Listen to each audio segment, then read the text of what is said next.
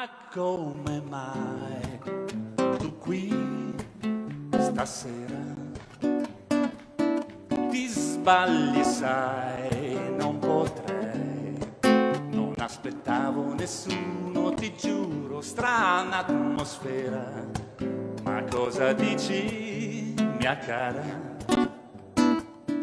Non sono prove, no, no, no. Un po' di fuoco per scaldarmi un po' e poca luce per sognarti, no. No, lui comincia a dire, ti sbagli, sai, e poi usa il condizionale, non potrei, senti, non ha forza, non aspettavo nessuno, te lo giuro, incomincia a spergiurare. Lei dice, come no? E questa strana atmosfera? E lui qui dimostra di essere veramente un grande, perché l'adrenalina che è in circolo lo fa reagire. Strana atmosfera? Ma cosa dici, mia cara? E lei dice, ma come no? Fausto Papetti, l'acqua di miele nella cosa lì del Martini, le luci rosse, queste sono prove. Lui dice, no, non sono prove. No, no, no, spergiura 3 volte come Giuda.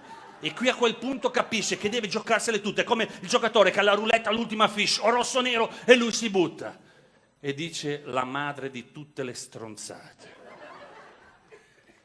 Un po' di fuoco per scaldarmi un po' e poca luce per sognarti. No. Siediti qui accanto, anima mia, ed abbandona la tua gelosia se puoi. Combinazione un po' di champagne se vuoi, amore. Come sei bella, amore. Sorridi e lasciati andare. Siediti qui accanto a me, anima mia, cioè parte anche con i cugini di campagna, capisci?